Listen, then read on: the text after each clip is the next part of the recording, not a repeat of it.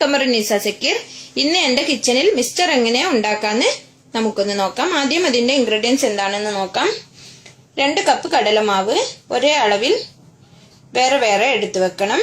ഇനി ഇതിൽ ഒരല്പം മഞ്ഞൾപ്പൊടി, ആവശ്യത്തിനുള്ള ഉപ്പ്, ഒരു നുള്ള് സോഡാപ്പൊടി ചേർത്ത് ഇത് നന്നായി ദോശമാവ് പരുവത്തിൽ കലക്കിയെടുക്കണം. അടുത്തത് ഒരല്പം മഞ്ഞൾപ്പൊടിയും ഒരല്പം ഉപ്പും ഒരല്പം സോഡാപ്പൊടിയും. ഇത്രയും സോഡാപ്പൊടി മതി, അത് മതി, ഒരുപാട് ചേർക്കരുത്. ഇനി ഇത് ചപ്പാത്തി പരുവത്തിൽ നന്നായി കുഴച്ചെടുക്കണം. 1/2 കപ്പ് പരിപ്പ് കടല, 1/2 കപ്പ് അവൽ, 1/2 കപ്പ് കടല,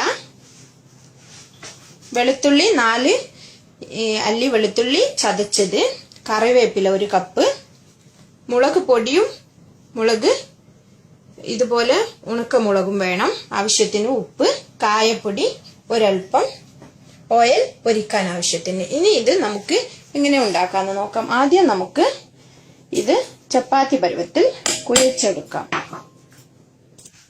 ഇനി നമുക്ക് ഈ കുഴച്ചെടുത്ത മാവിനെ ഇടിയുന്നിയുടെ അച്ചിലിട്ട് ഇടിയുന്നി പോലെ എണ്ണയിലോട്ട് ചൂടായി കിടക്കുന്ന എണ്ണയിലോട്ട് വറുത്ത് കോരാം. ഇതുപോലെ ഒന്ന് ചെറുതായി ചുവക്കുന്ന വരെ വറുത്തെടുത്ത് കളയാം. ഇതുപോലെ വേണം പൊരിച്ചെടുക്കാൻ.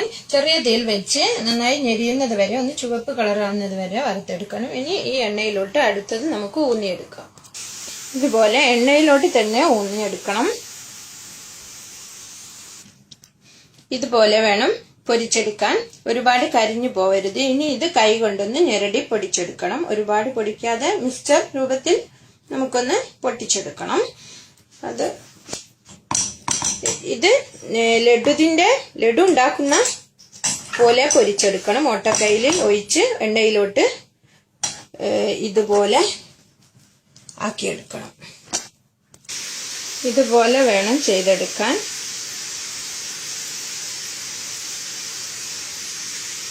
ഇതുപോലെ കൂന്തി പോലെ ആക്കി പൊരിച്ചെടുക്കണം. നന്നായിട്ട് ഞെരിഞ്ഞു വരണം, ലഡു പോലെയല്ല, അതിനേക്കാളും മൂക്കണം. ഇതുപോലെ ചുവക്കുന്നത് വരെ വറുത്തെടുക്കണം. ചെറിയ തീയിൽ വെച്ച് ഞെരിച്ച് ഒരു ബ്രൗൺ കളറാവുന്നത് വരെ വെച്ചിട്ട് എണ്ണയിൽ നിന്നും കോരിയെടുത്ത് എണ്ണ ക്ലീനക്സിലോട്ട് ആക്കി എടുക്കണം. ഇനി നമുക്ക് ഈ നിലക്കടല ഈ ചൂടായി കിടക്കുന്ന എണ്ണയിലിട്ട് ഒരൽപ്പം ഒന്ന് ഇളക്കി, കരിഞ്ഞു പോവരുത്, ഒന്ന് ഇളക്കി എടുത്തു കളയണം. കടല പൊരിച്ചെടുത്ത് നന്നായി എണ്ണ വാർത്തെടുക്കണം. ഇനി അവില് എണ്ണയിൽ പൊരിച്ച് പെട്ടെന്ന് തന്നെ പൊരിച്ചെടുക്കണം. അടുത്തത് കറിവേപ്പില, വെളുത്തുള്ളി ചതക്കിയത്, മുളക്, ഇതും കൂടി ചെറിയ തീയിൽ ഞെരിച്ചെടുക്കാം. കറിവേപ്പില നന്നായി ഞെരിച്ച് ഒന്ന് ഞെരടി പൊടിച്ചെടുക്കുന്നത് നന്നായിരിക്കും. മുളക് ആവശ്യമെങ്കിൽ മാത്രം ചേർക്കാം. കുട്ടികൾ കഴിക്കുന്നതാണെങ്കിൽ മുളക് വേണ്ടെങ്കിൽ ഉപയോഗിക്കണമെന്നില്ല. ഇനി നമുക്ക് വറുത്ത് വെച്ച എല്ലാ സാധനങ്ങളും ക്ലീനക്സിൽ, അതായത് ടിഷ്യൂ പേപ്പറിൽ വെച്ച് എണ്ണ നന്നായി വാർന്നിട്ട് മാത്രം ഇതിലോട്ട് ചേർക്കാം. അവില് വെള്ള അവിലാണ് ഇതിന് ഉപയോഗിക്കേണ്ടത്. എൻ്റെ അടുത്ത് വെള്ള അവില് ഇല്ലാത്തത് കൊണ്ടാണ് ഞാനിപ്പോൾ ബ്രൗൺ അവിൽ ചേർത്തത്.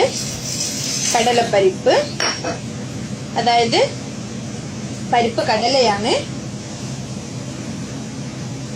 മുളക് പൊടി ആവശ്യത്തിനനുസരിച്ച്, എരിവിനനുസരിച്ച് ചേർക്കാം. വറുത്ത് വെച്ച കടല, ഒരൽപ്പം കായപ്പൊടി, ആവശ്യമെങ്കിൽ മാത്രം ചേർക്കാം. ഒരൽപ്പം ഉപ്പും കുറച്ച് മാത്രം ചേർക്കാം. ഓക്കെ, ഇനി ഇതെല്ലാം കൂടി നന്നായി ഒന്ന് കുഴച്ചെടുക്കാം. ഇത് 2 കപ്പ് കടലമാവിൽ നിന്ന് ഒരുപാട് മിക്സ്ചർ ഉണ്ടാവും. ഓക്കെ, ഇതൊന്ന് നന്നായി മിക്സ് ചെയ്തെടുക്കാം. ഓക്കെ, മിക്സ്ചർ റെഡി ആയിരിക്കുകയാണ്. നിങ്ങൾ എല്ലാവരും ഉണ്ടാക്കി നോക്കണം, നല്ല ടേസ്റ്റിയാണ്. ഇത് ഇപ്പം അത്ര ടേസ്റ്റ് ഉണ്ടാവില്ല, 2-3 ദിവസം വെച്ചാൽ നല്ല ടേസ്റ്റ് കൂടും. കടയിൽ നിന്നൊക്കെ കാറിയ മിക്സറാണ്, നമുക്ക് എന്നോ ഉണ്ടാക്കിയ മിക്സറാണ് കിട്ടുക. അതുകൊണ്ട് നിങ്ങൾ തന്നെ വീട്ടിൽ തന്നെ ഉണ്ടാക്കി നോക്കുക. കാശും ഒത്തിരി ആവില്ല. കുട്ടികൾക്ക് നല്ല വൃത്തിയുള്ള പലഹാരങ്ങൾ കൊടുക്കുക. ലഡു, ജിലേബി, മൈസൂർ പാക്ക് ഇതുപോലുള്ളതെല്ലാം നിങ്ങൾ വീട്ടിൽ തന്നെ ഉണ്ടാക്കി കുട്ടികൾക്കൊക്കെ കൊടുക്കുക. കടയിൽ നിന്ന്, ബേക്കറിയിൽ നിന്ന് വാങ്ങുന്നതിലും നല്ലതാണ് ഇതുപോലെ ഉണ്ടാക്കി കുട്ടികൾക്ക് കൊടുക്കുന്നത്. നിങ്ങളെല്ലാവരും ഉണ്ടാക്കി നോക്കണം. ഇനി അടുത്ത ഡിഷുമായി കാണുന്നത് വരേക്കും ബൈ.